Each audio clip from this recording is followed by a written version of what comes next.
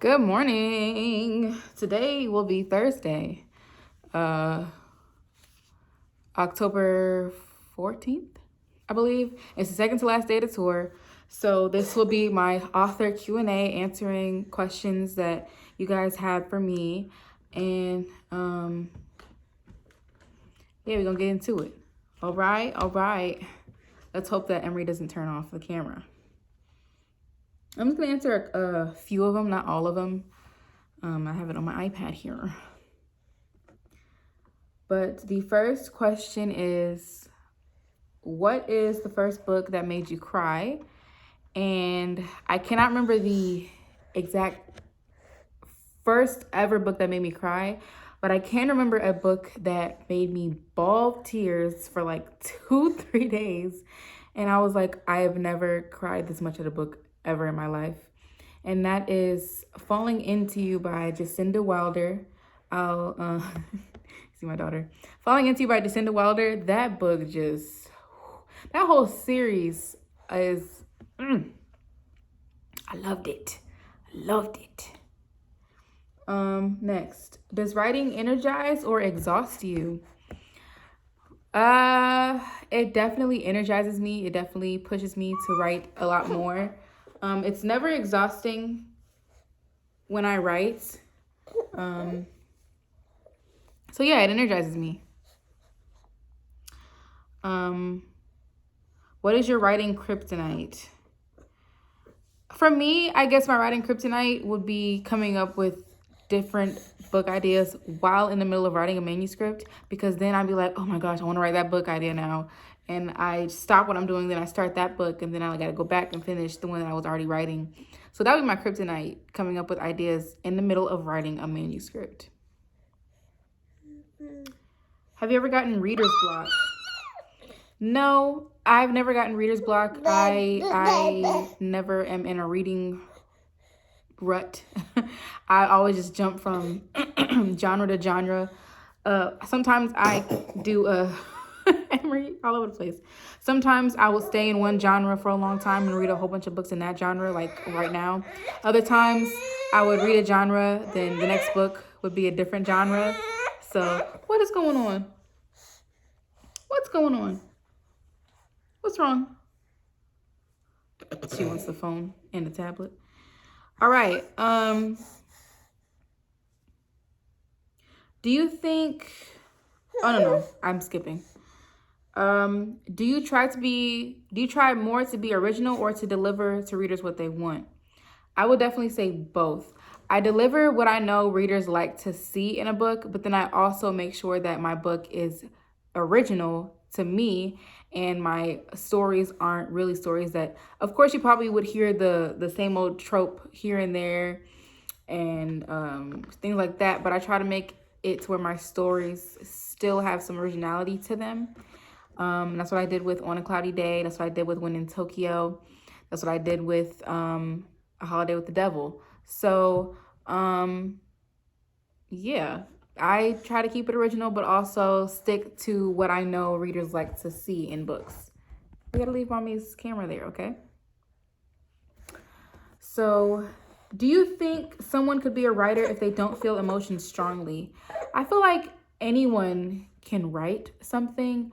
And I feel like even if you don't feel emotions strongly, you can still put together a body of work. You can still be a writer. You don't have to be completely in tune with your emotions to write. You just jot some things down. If it makes sense, it makes sense. If it doesn't, it doesn't. Just keep going and keep trying and keep honing your craft. And eventually you will come up with something that you're very proud of. She agrees. Yes. Yeah, you agree with mommy? She want to touch the red button so bad. Okay. What other authors are you friends with, and how do they help you become a better writer? So I have a couple author friends. I am friends with Deontay and he's showing our dirty house, child. I'm friends with award-winning author Deontay Bolden. I'm friends with Cheryl Smiley Oliphant, author of 2 children's books, and I'm also friends with Rachel Law, and she's the author of many books as well. What was the second part of it? How do they help you become a better writer? So seeing them accomplish what they accomplish and just have success with their books is inspiring, and it motivates me to keep going and not to achieve, I guess, the same accolades, but basically to say that your words do mean something and they do have power and they will touch the right people. So I continue to strive to touch the right people and touch as many people as I possibly can, like they do. I want to be a writer that sticks in your heart for years and years to come. And I know that they are those types of writers. So that's what they help me do to become a better writer. Do you want each book to stand on its own, or are you trying to build a body of work with connections between each book? So all of my books are connected in the same world in some type of way. I always have cameos from past characters and maybe even future characters in my books. So they are a connection, a whole body of work connected. It's a whole world and they're all connected. If you could tell your younger writing self anything, what would it be? I would tell myself to never stop. Keep pushing, keep going, keep writing, keep writing these unfinished manuscripts. Just keep going. Don't let anything stop you. Don't let anyone stop you. Don't let anyone discourage you from doing what you want to do. Just keep going. That's what I would tell my younger self. Keep going. Don't let your creative juices fall to the ground and dry up, if you know what I mean. So, that's what I tell myself. How did publishing your first book change your process of writing? This is an important question because publishing my first book is what got me to keep writing finished manuscripts. Before then, I was writing half manuscripts or 1/3 finished manuscripts. But then when I finished my first ever manuscript and I published it, that helped me and told me that I can finish all these manuscripts, and I have been. Every book I've started writing, I've finished them. So that's what publishing my first book did for me. What did I just export? Emery, what did you do? I'm gonna answer a couple more. I only want this video to be under 10 minutes. So let me go through, answer good questions.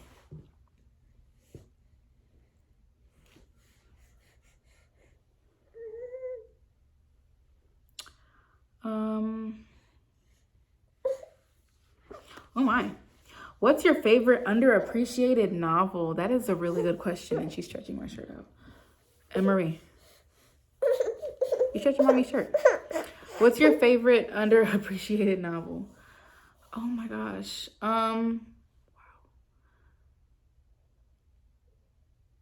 I can't even think. I read so many books that are so good. I can't think of anything that's underappreciated. Because the ones that I love, I feel like have been appreciated a lot. But I guess if anything, I would say that my favorite unappreciated novel would be... Oh my, this is so hard. I'm trying to think about what I have on my bookshelf. I would say the Awaken series by, what is her name? I will put her name on the screen when I remember it, but that series, that was a very great series and it was underappreciated. And she never wrote the third book, the final book in the trilogy. So we were just left on a cliffhanger.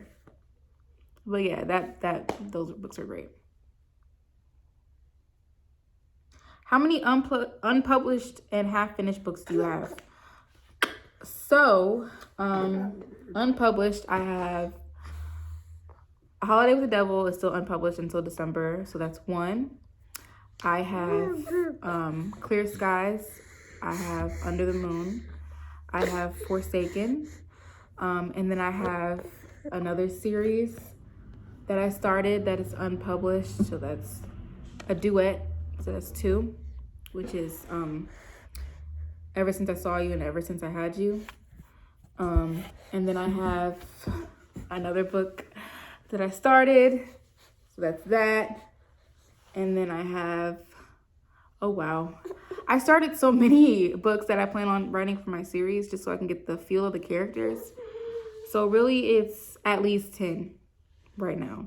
So I have a lot of things planned for 2022, 23, and 24. So please stay tuned for that. I'm gonna answer one more question because we hit the 10-minute mark, and then I'm gonna go. How many hours a day do you write? I write whenever this one is taking her nap. Oh, I love you too. She takes 2 naps a day, so I only have 2 times a day to write, and then I write when she goes to sleep at night for a couple hours. So that would combine. Right, that would be a total of 5 hours a day. Because she takes 1.5 hours. So yeah, 5 hours a day. What? We're about to sign off. You want to say bye-bye? Say bye-bye. Say bye-bye. This was my author Q&A. Excuse me. My author Q&A for book. What am I talking about? My author Q&A for day 4 of the book tour for Hello and Goodnight. Make sure you go get Hello and Goodnight, please. All retailers. Free on Kindle Unlimited. And yeah, we're going to sign off now because Emery wants to go. So, say bye-bye, Emery. Turn it off.